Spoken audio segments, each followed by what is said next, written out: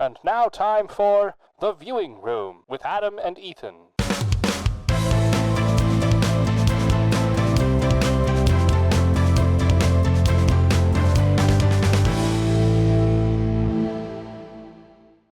Welcome back to the viewing room. Today we're talking about Despicable Me 4, Illumination's highest budgeted movie, tied with the Mario Bros. Movie with the budget of $100 million, which is pretty impressive, eh? Yeah, for an animated, it's... Yeah. And also, fun fact, it's the sixth animated franchise to ever get a fourth installment in history. So, Really? only the sixth one. So, on that list is like Toy Story, Ice Age, I think I had a few here. Hotel Transylvania, Kung Fu Panda, that's 4 of them. This is 6. There's one more that I'm missing. Ice Age, did I say Ice Age? You did. I did. Yeah, but crazy. This They're is all only Disney the 6th. movies. This is the 6th, 4th installment in an animated series in history. That's cool. So, yeah, Shows pretty you cool.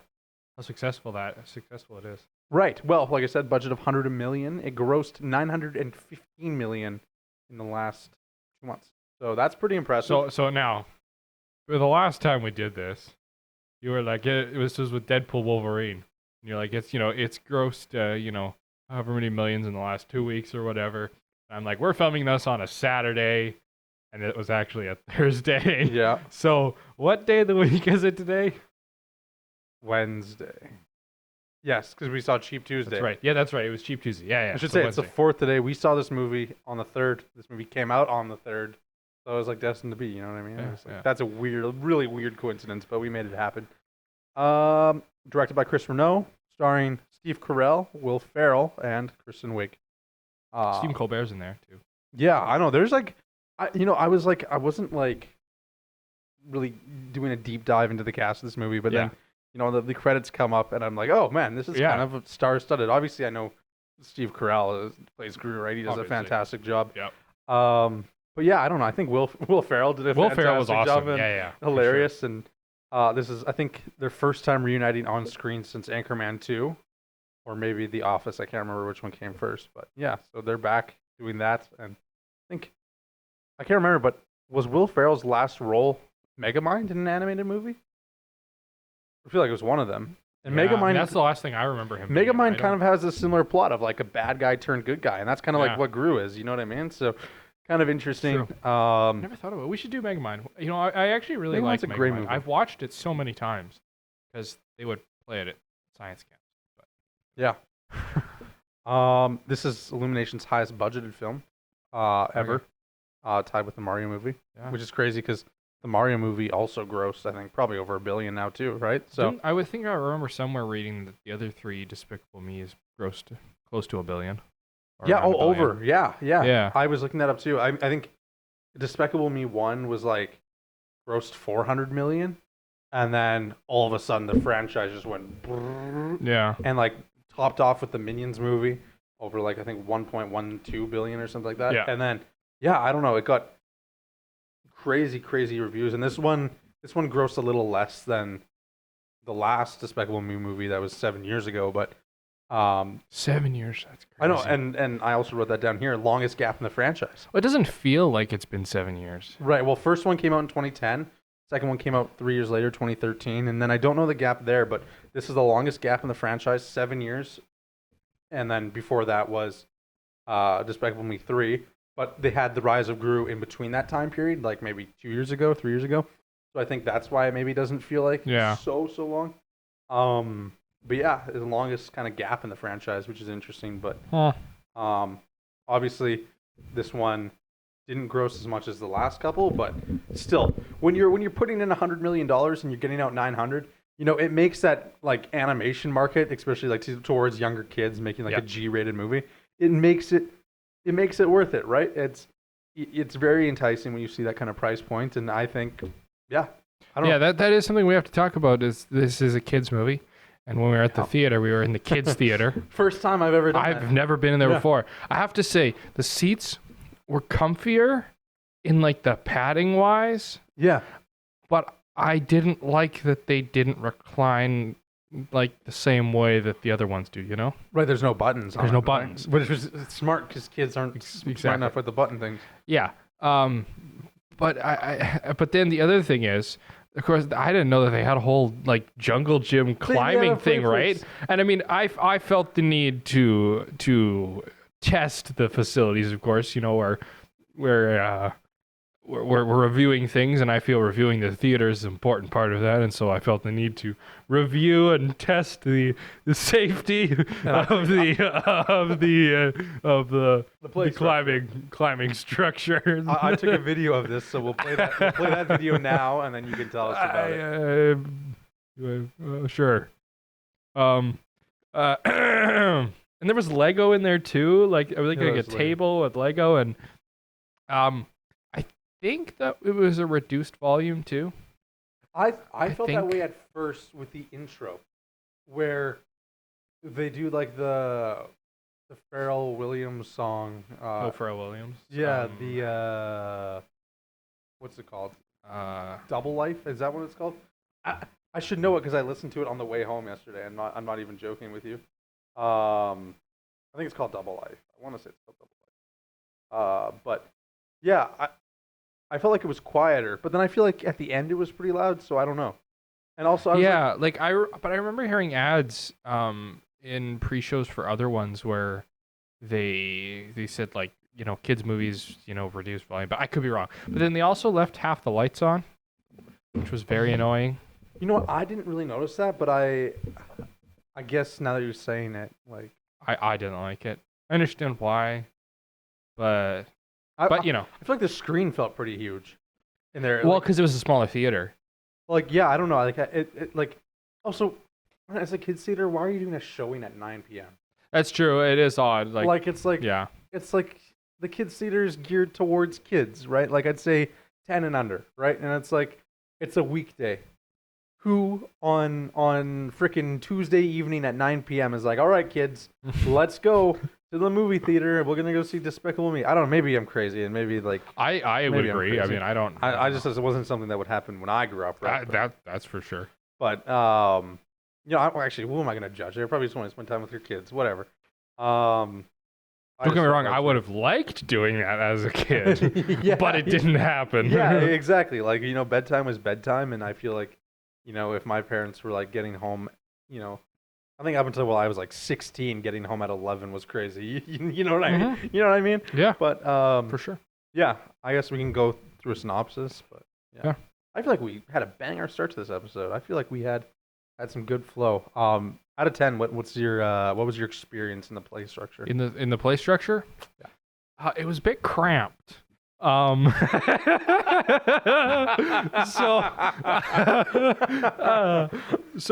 in terms of a stability rating, like, in terms of structural integrity, having, a person of my size in there, it felt very solid. I was at no point concerned that it was going to collapse or anything. The routing was a little backbreaking and weird. But no, I'd probably give it like a 7.5 out of 10. Wow. It was built along the one wall, so there wasn't a lot of, movement that way. It's mostly just up and like that way. Gerbil. Yeah. So that could have been improved. Mm-hmm. So no, I honestly was like, you know what?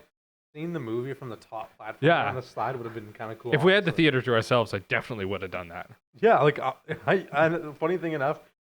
While we were leaving the theater, I was like having this fantasy of like spending the night in one of the slides. And just You probably could, because they wouldn't check, honestly. But I don't do that.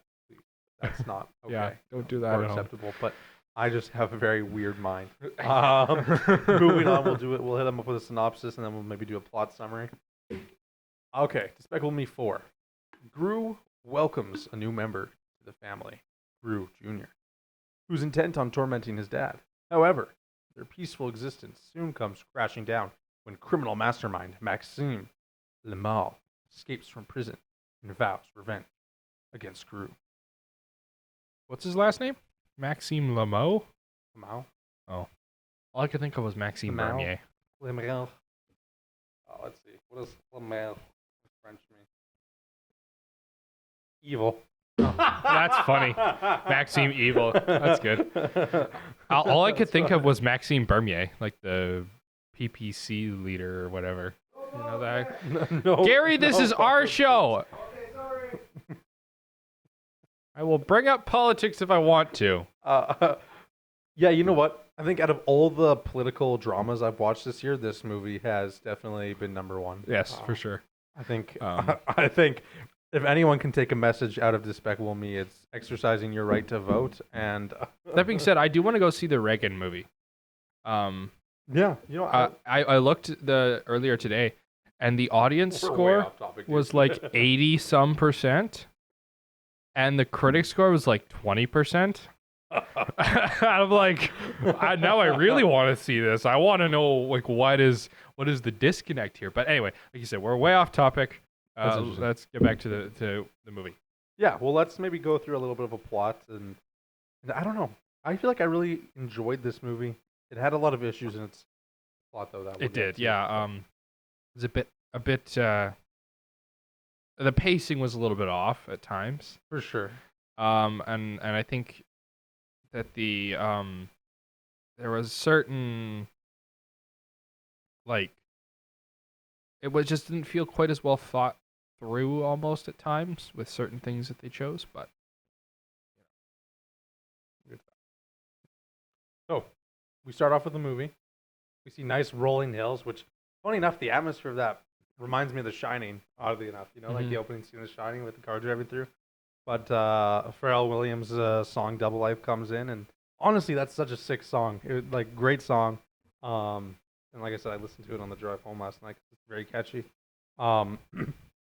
But goes through the rolling hills, songs playing, whatever, and we end up at Gru's former villainy school. Really, was it established as like a high school? Is that what it would have been, or it's a school of I don't know.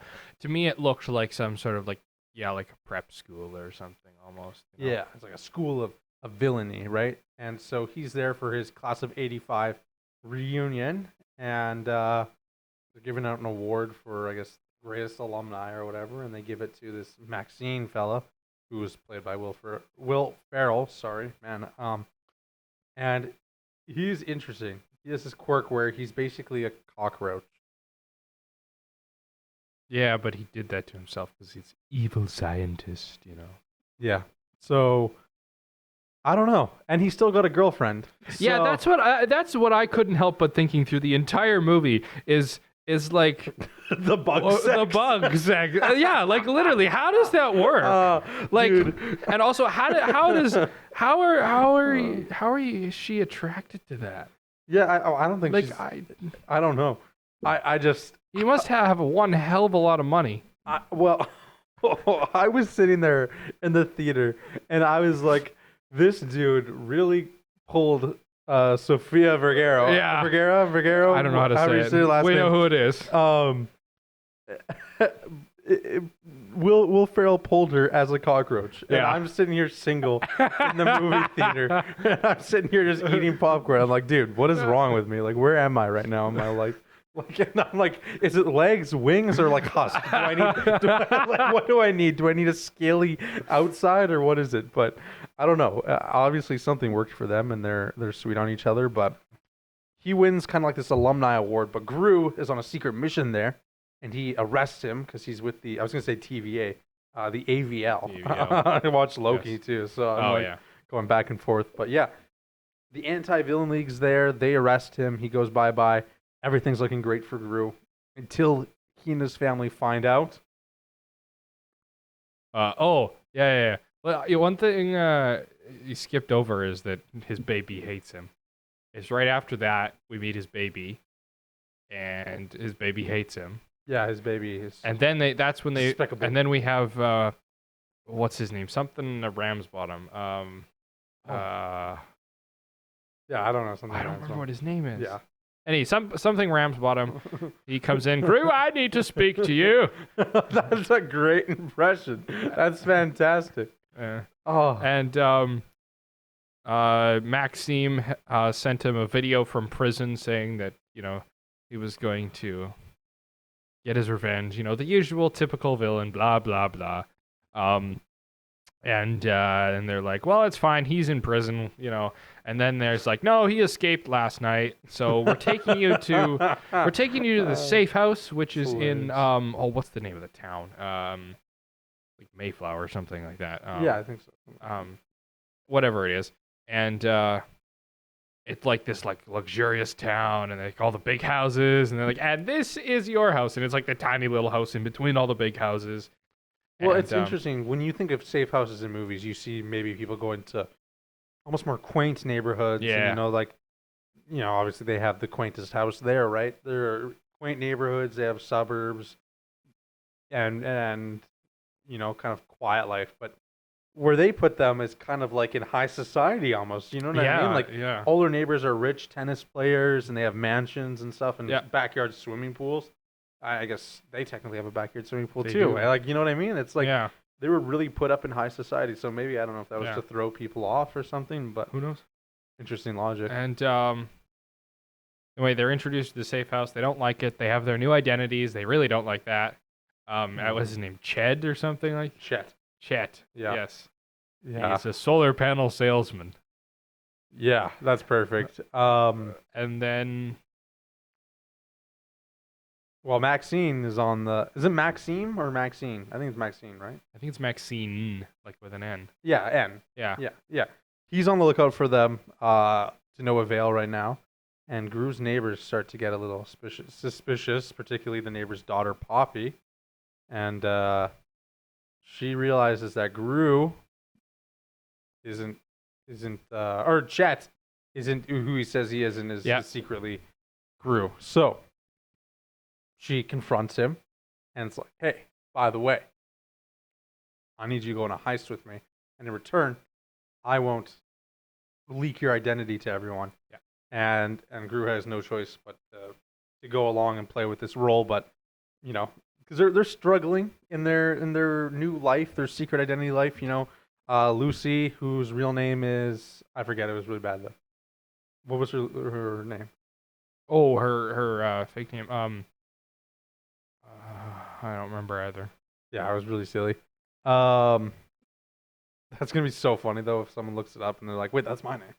Yeah. But yeah, so Lucy turns into a hairdresser. She's really bad at that and burns down the salon. Gru is struggling at dad life with the baby at home because the baby hates him and is trying to make his life miserable.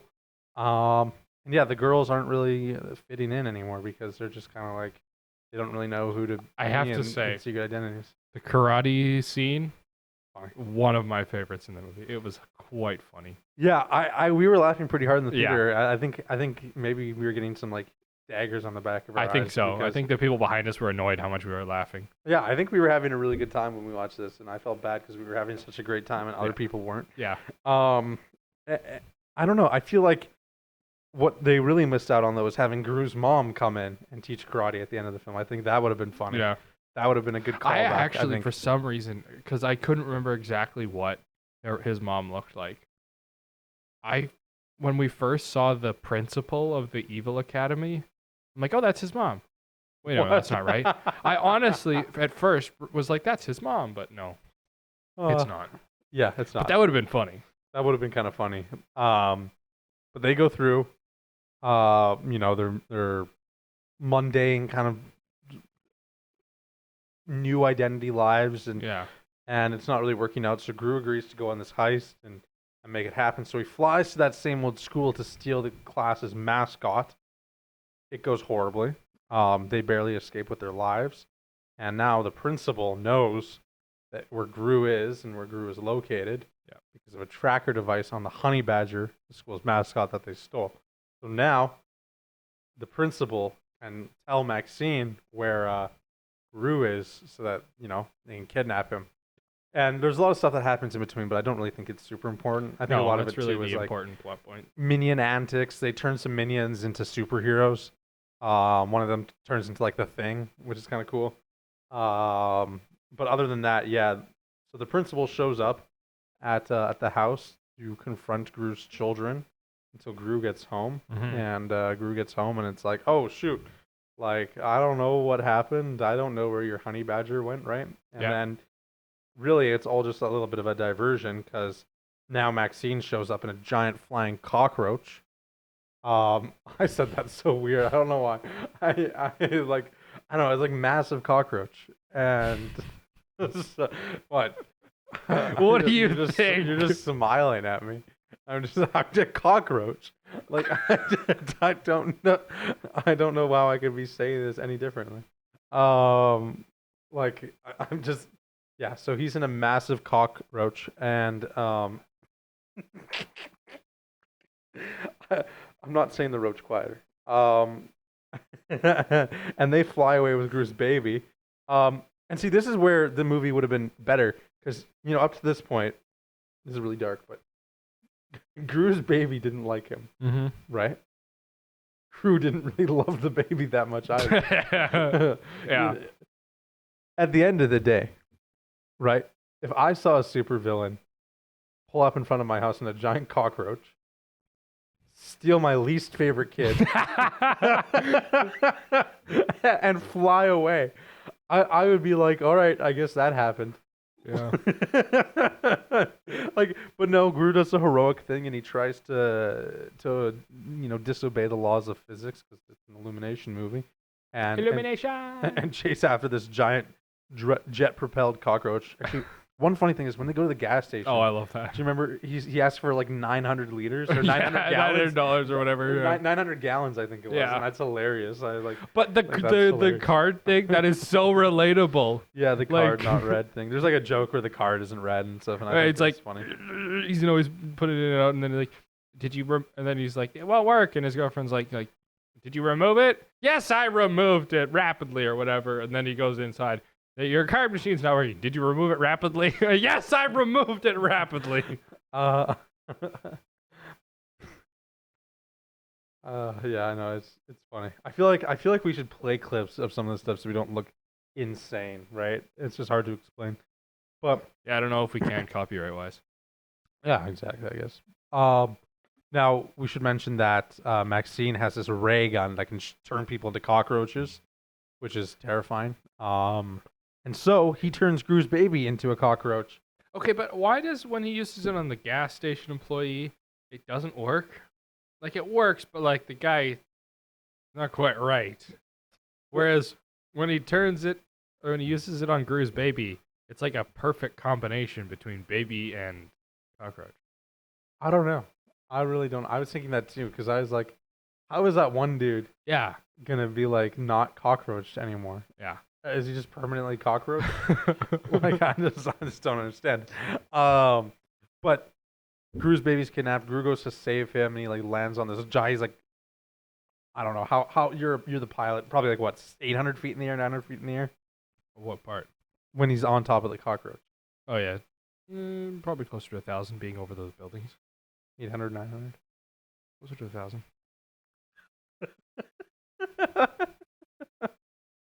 I want to be a pilot so bad. I want to just like he was like 4 football fields in the air. Okay, American. Well, that's the American football fields or Canadian football fields. Norwegian. There we go. Baseline. So he kind of crashes this cockroach thing onto a building. Half constructed building. Sorry? Half constructed. A half constructed building, right? There's no casualties anywhere or anything like that. And they have this cool little fight scene against Gru's baby is attacking him, and then he takes him to a crane and stuff, and they fly, and Gru's baby's literally just like about to kill him, or like Maxine is about to kill him in front of his child, and then Gru's like, "It's okay, What does he say? What does he say? I don't know. He's It's like, the okay, classic, I love you. Like, I love you, I'm whatever. Okay, I'm okay with this. It's not your fault. And then the baby's like, and just beats the crap out of Maxine. Yeah. And Gru's alive, and everyone's great. And then Dr. Nefario comes back for a cameo, and he turns the baby non-cockroached, which I don't even want to. I wish I could see that as a scene. One thing I think has been lacking in all the Despicable Me movies is, in the first one, they did such a good job with the lab and what it looked like in the technology room. In fact, when they made the Minion Run game, that was my favorite level all the time because like the lab was so cool. And they have not once shown that lab again, pretty much, I don't think, in the series. And it's so ridiculous because like they spent this whole time constructing this awesome lab, making it cool. We're going to steal the moon! and never once do we go back to that place. And Yeah. maybe it's a way of like, okay, we're building the world and we're moving on, but we're living in the same house. Why can't you Yeah, show us exactly, the lab? right? Show us the new lab that the girls took over Yeah. and what it looks like now that the minions are less evil. You know what I mean? Speaking of the house, one thing I noticed is all of a sudden, you know how it like used to be like very dark and brooding, and it's still dark and brooding, but now it has like pink windows and doors and, flowers, everything. yeah. And Kyle too. Kyle was shown in this movie a few times, but they never Yeah. mention Kyle. They never the talk goats to Kyle. replaced Kyle. Yeah, exactly. It's so weird. It's like I didn't want no goat from the Mhm. third movie. I wanted Kyle. Mm-hmm. Kyle's cool, and I don't know. Maybe they just couldn't redeem Kyle into lovable toys because Kyle had threatened to eat the girls too many times. But like, I don't know. The goat's probably done more eating than Kyle. Yeah, the goat's crazy. Yeah. So they defeat Maxine. Maxine gets turned into a human again and put in a maximum security prison with all of Gru's old Yeah, rivals. this was a great way to show all the old rivals. which I think is going to set up a fifth movie, which would be the most natural conclusion. I don't know. Like, That's interesting to me though, because to me it felt like they were wrapping the whole franchise up. I think it would be a nice wrap, but I just when you make $900 million on a movie, you don't wrap up the series. You know what I mean? That's true. Where I would say, like, from a mind of like a viewer, yeah, maybe you should wrap it up because it was a good ending. From a studio perspective, when you get that bonus check after the movie you just made got $900 million, you say, frick yeah, number 5 Another coming one. at you, theaters 2027. You know what I Yeah. mean? And you know what? Whatever. I do think that a fifth movie where they bring back all of Gru's enemies would be funny. I think it would be good. for sure. Do I think it's needed? No. No. I didn't. I think Despicable Me 2 could have ended there. I wasn't a huge fan of Despicable Me 2. I didn't like Despicable Me 3, which is a hot take, I know. But I think the series peaked with Despicable Me 1. Minions was great. I enjoyed The Rise of Gru. I thought that one was good. I thought Despicable Me 4 was better than 2 and 3, honestly.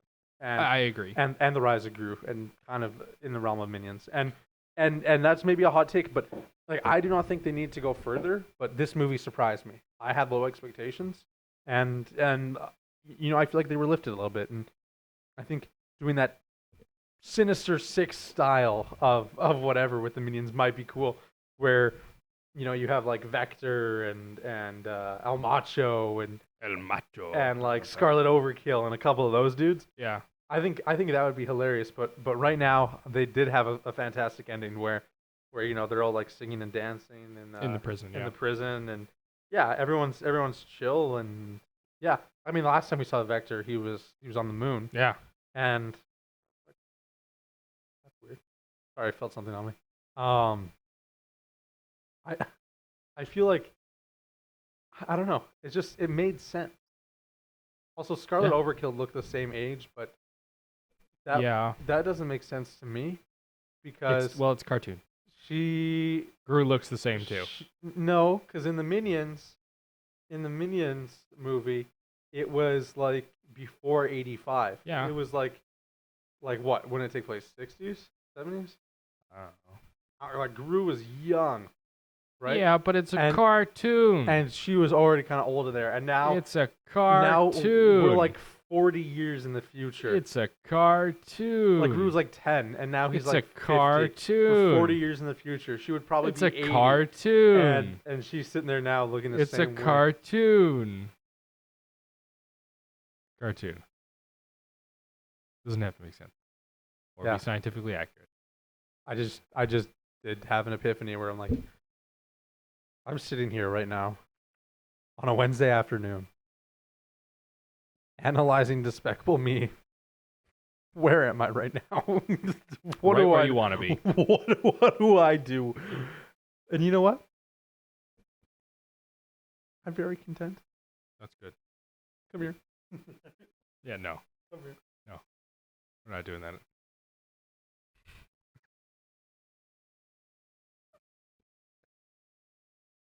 Later.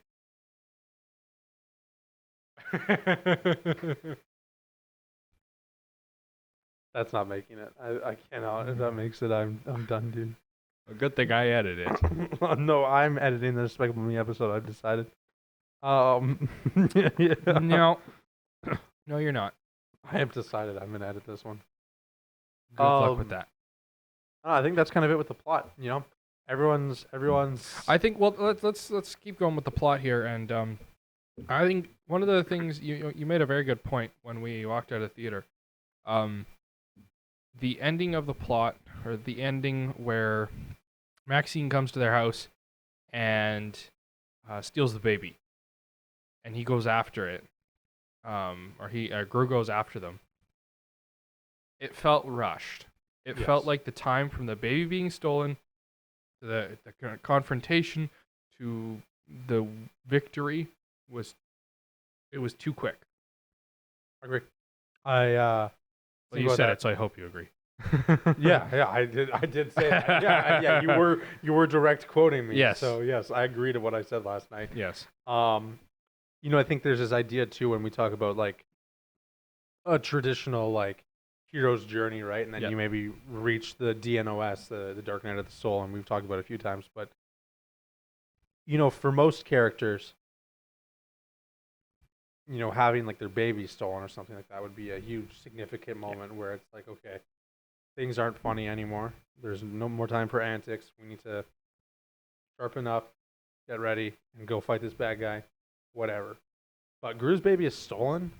Within 10 seconds, Gru's on the flying wagon, already getting it, and within 4.5 minutes of that, the bad guy's already defeated. Yeah.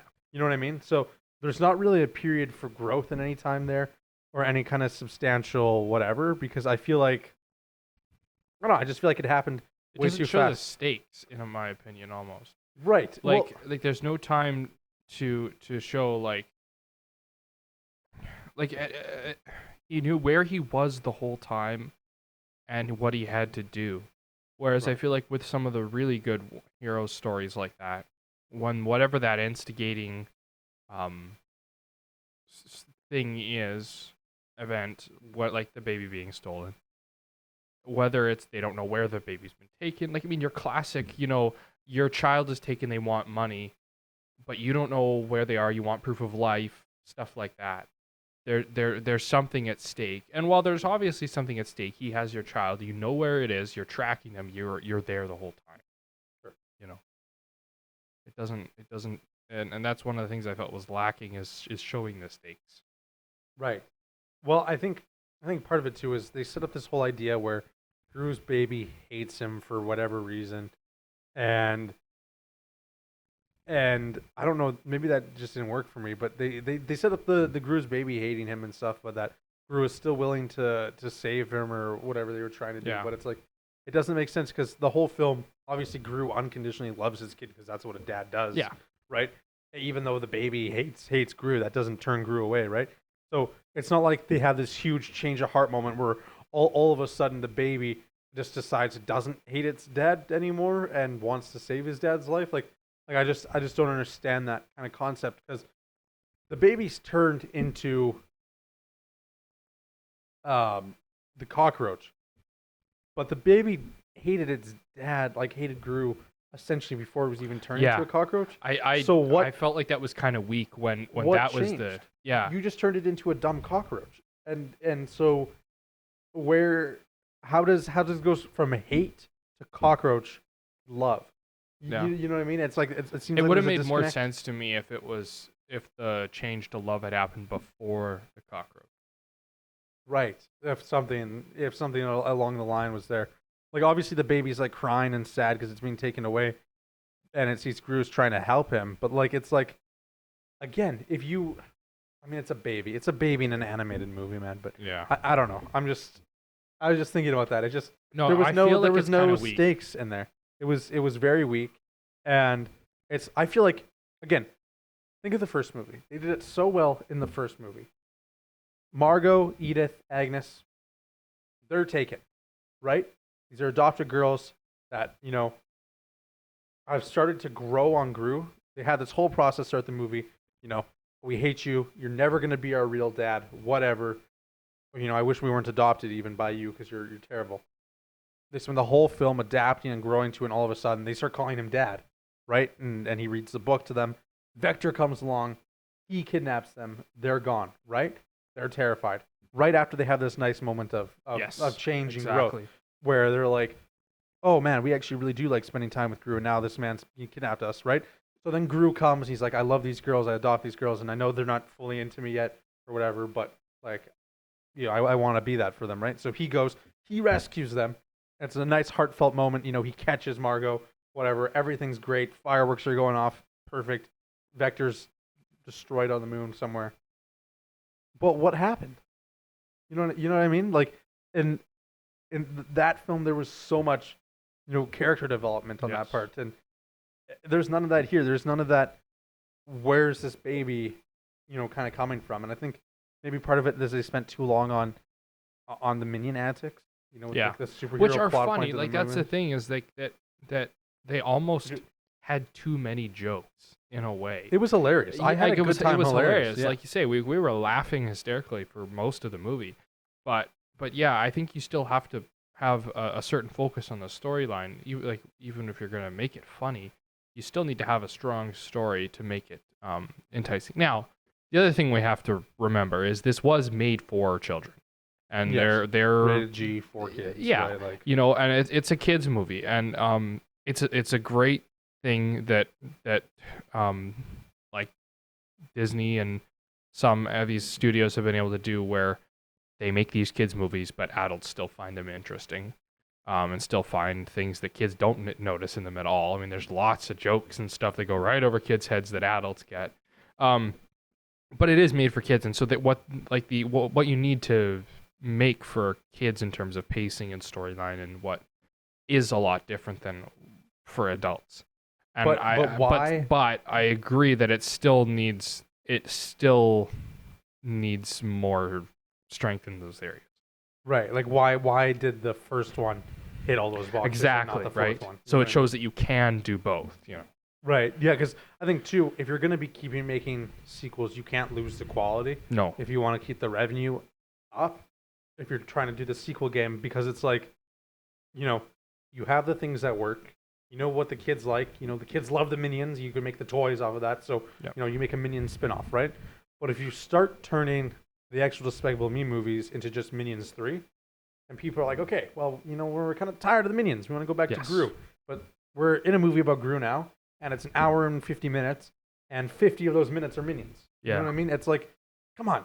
And that's kind of where I felt. But like, again, it was hilarious. I enjoyed it. Just I didn't agree with maybe, what they sacrificed in terms of the long game, right? Yeah. And maybe it's something that works in an anime kids movie, but again, it wouldn't work in like say an Avengers movie. No, like that, yeah. Right? Like if we spent the whole time looking at like two side character perspectives on the street, like running the two civilians running away from Thanos, right? If that's what Infinity War focused on, you'd miss out on all those cool little like other side characters and actual Marvel heroes and stuff like that. Yeah. And maybe that was a terrible example, right? But like, I don't know. Like, you get what I'm trying to say though. There's I do like for specific sure. things. I mean, the Minions are a supporting character. I'm gonna say like as a group, they're one character, right? Right. And I mean, they like you say in the first movie they did it well. Like, they had a more prominent role, but it was still a backup character, and it was still supporting Gru's adventures. Whereas I feel like in this one, they were doing separate things that converged at certain points, but a lot of it was separate, and so that focusing more on their story or having like to get more screen time. Like, I bet you if you compared the screen time of the Minions in number 1 versus number 4, they're probably not a lot that different, but I bet you the screen time at the same time is a lot higher in number 1, if you know what I mean. Yeah, I would say that the Minions were way more prominent in this one, but like I think even going off of that, like all the scene transitions are Minions, right? Yeah. And they transition to a scene, it goes Minion antics, and it goes back to this character, and then we'll do more Minion antics, right? And so I feel like part of it too is they're coming up with this idea of Gru being isolated with his family, and they have new identities and stuff, and they don't have this big lab that thousands of minions can stay in, right? So they're like, okay, we're going to take all the minions to the AVL And they're going to be safe there so that you guys can stay here and you can take your 2 or 3 minions with you, your main homies, right? And then that's it, right? But it's like that's how they explained the minions going away, and they explained it well, whatever, and then they showed it, so that's cool. But it's like, was it necessary? Yeah. Was anyone like the whole time being like, I wonder what the other 15,000 minions are doing right now, or are we okay just like trying to have a little bit more development here in this character? Because it's a good idea. It's an interesting concept when you have a character with a new family. Now all of a sudden their lives get uprooted and they have to go to a safe house and stuff. Yeah. Opens it up to be dramatic and stuff, but it wasn't dramatic at all. It really just played. It just played into how funny can we make the minions be in this little episode, right? And yeah, I don't know. That just didn't work. And truthfully, when they pull up to the school, right, high school evil or whatever it's called, right?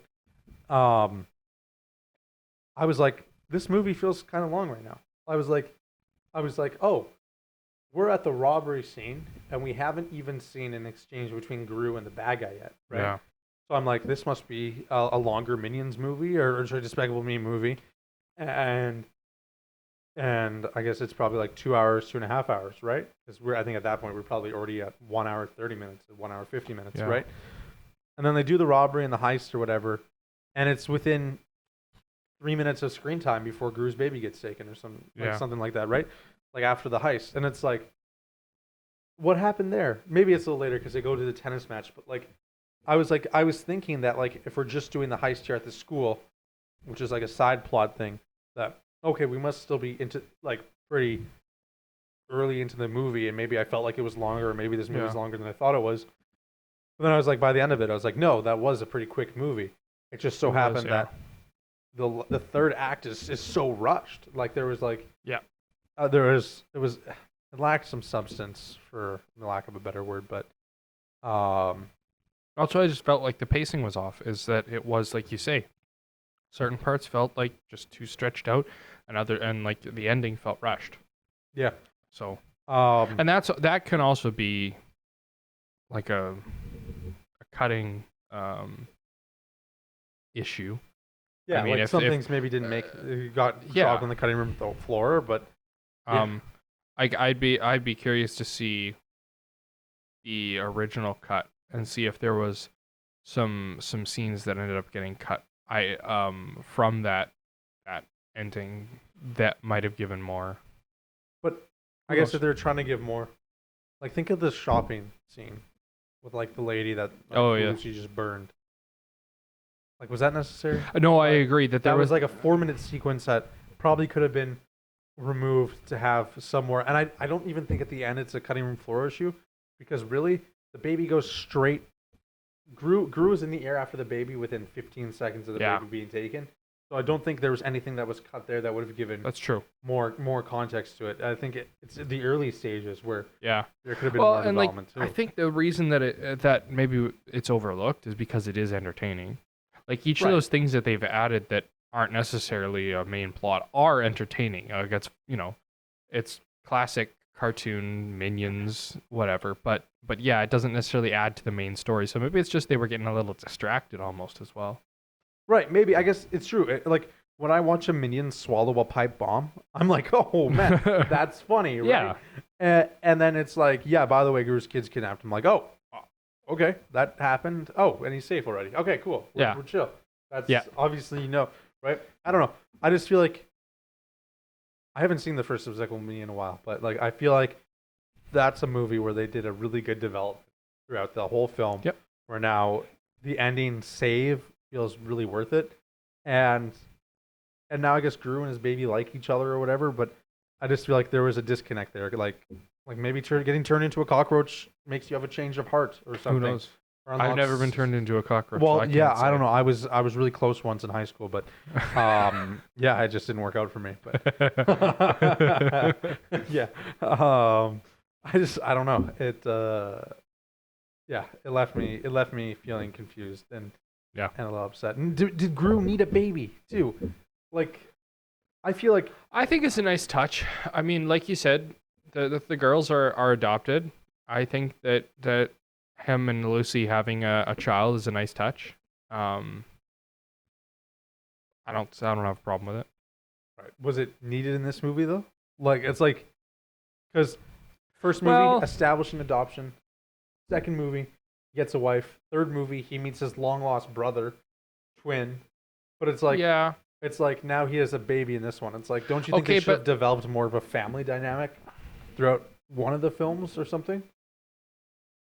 No, because I don't think having a baby needs the development of the family dynamic. Having a baby doesn't change the family dynamic. I'm not saying it doesn't change it, but I'm saying that you don't have to show that dynamic, right?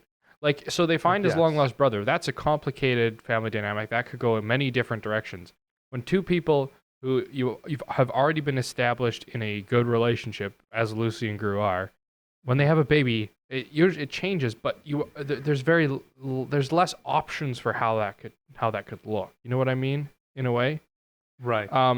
And I feel like it's clear, especially in a kid's cartoon where you're not showing some, complicated social plot, right? It's clear, it's going to be more clear that, oh, they had a baby, they're a happy family. You know what I mean? Right. So I don't think they needed too much more establishment than what they had showing that his baby hates him for whatever reason. Now, we've already debated on that, or not debated, but discussed that and how that doesn't really make a lot of sense. But they showed that pretty clearly, so I don't think they needed any more development. And I think that if they would have gone with one of the girls or Lucy being kidnapped, it'd just be like, oh, here we go again. This just feels the same as one of the other movies. You know what I mean? Right. And so they needed something new to keep that variety in the story. I agree with that, but I guess also, I guess if every movie ends with someone being kidnapped, It is the same thing over and over again. Yeah. You know what I mean? Like it doesn't matter if it's one of the girls again or now it's a baby or now Kevin the Minion's being kidnapped because someone's still being kidnapped, right? But I don't know. Like I feel like Will Ferrell did a good job, but I feel like as a whole, like what were Maxine's even intention? Was he going to turn the whole world into cockroaches? Was that his plan? Well, yeah, because he likes cockroaches. Like I don't know. Yeah, but that like just then felt weak. again, like what are any cartoon villains' intentions? They're gonna take over the world. We never actually find out because it's not a Marvel movie and Thanos. Well, I don't know. I feel like Dr. Doofenshmirtz is the best example of a good cartoon. You know what? villain. That's true. I actually I really like Doofenshmirtz. But I don't know. I just feel like there was some stuff lacking there. But I think that's kind of mostly what I have. Actually, I have a fun fact about Steve Carell. Doofenshmirtz Evil Incorporated. Sorry, I just had to do that. Barry the platypus. A platypus? Barry the platypus. What That's an so- unexpected That's surprise. so good. And by Your unexpected, I impressions- mean totally expected. Your impressions get better by the day. I can't even. Okay, so Steve Carell paid $500,000 for the first movie. Only $500,000. He's a net worth of like $80 million. Only 500,000. But like yeah, and like there was like an article calling him super humble and modest for taking $500,000, right? Anyways, for the next 3 installments, okay, Oh boy. Despicable Me 2, Despicable Me 3, and The Rise of Gru, it's estimated that he took home around $20 million for every movie, 15 to $20 million for every movie, USD.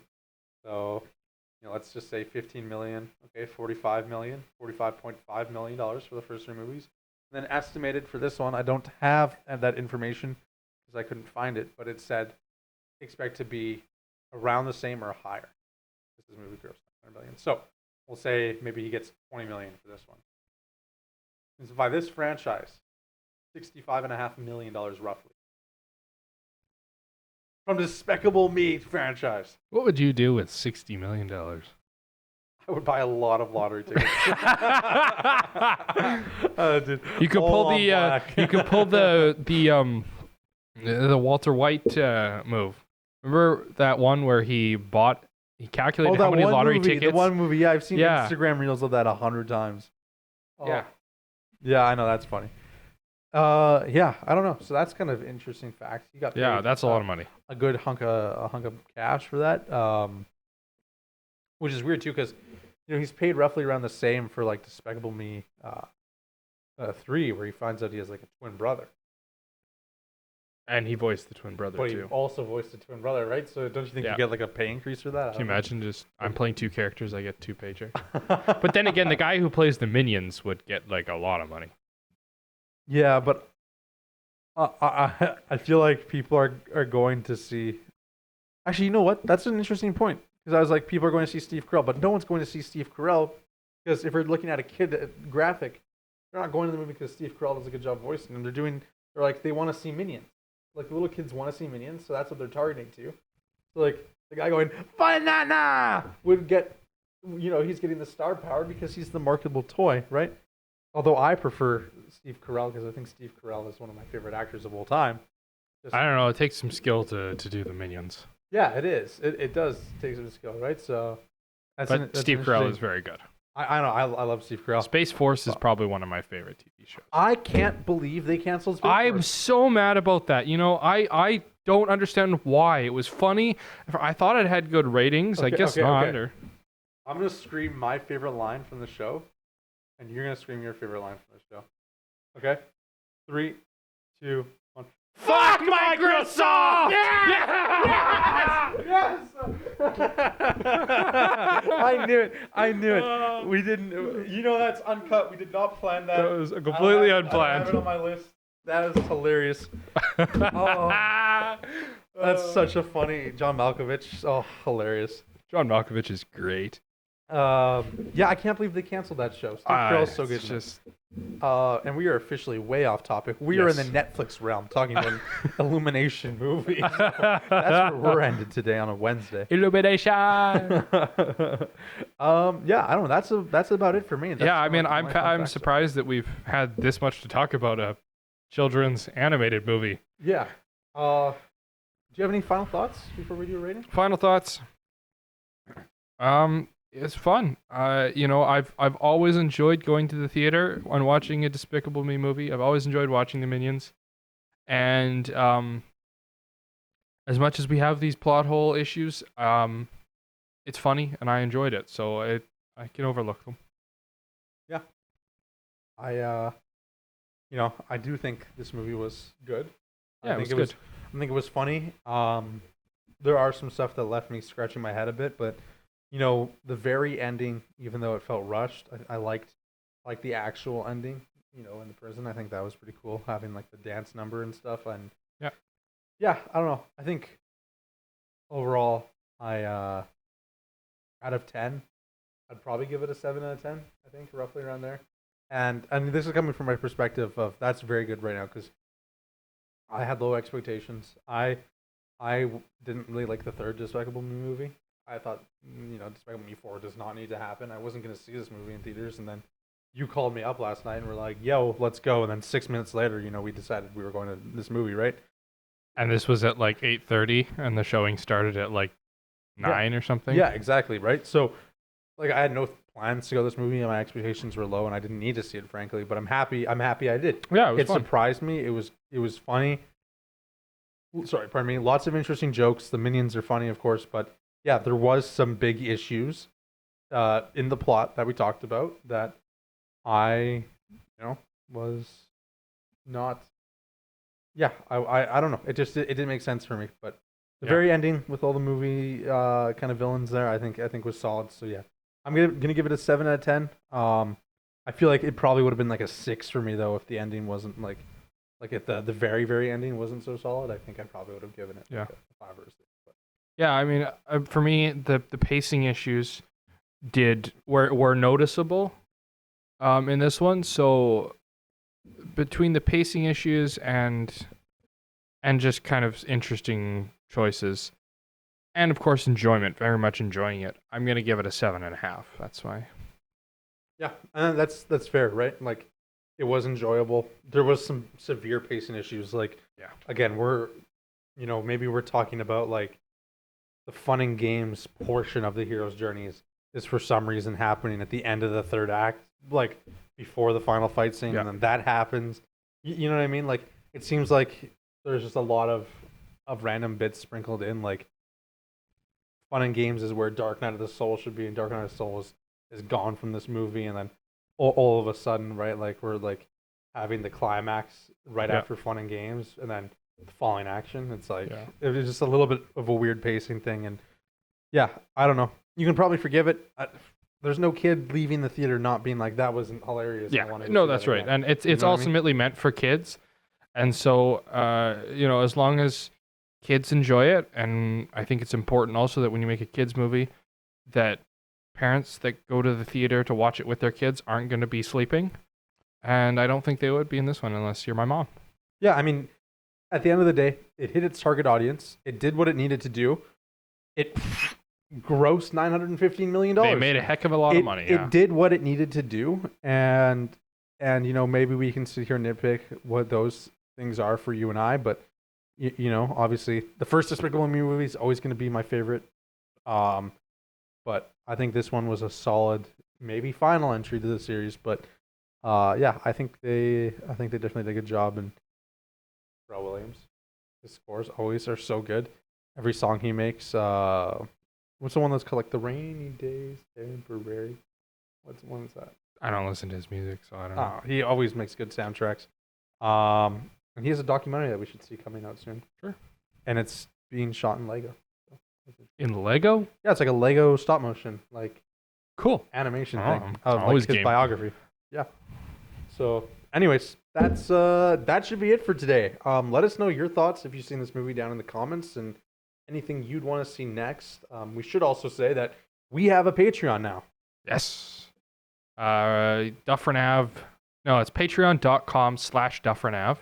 Yeah. Look us up. There should be tiers for all the shows coming out soon. I think ours and your show, the Your Show Patreon tier, is to support all of DAM, and but Viewing Room supports just us. If you want to support just us, I think it's like $5 a month. So if you can afford that and you want to give us some love, that'd be great. Yeah. But otherwise, let us know in the comments what you want to see next. We'll make sure to get back to you. And you guys have a fantastic day. Thanks for listening and or watching to the Viewing Room.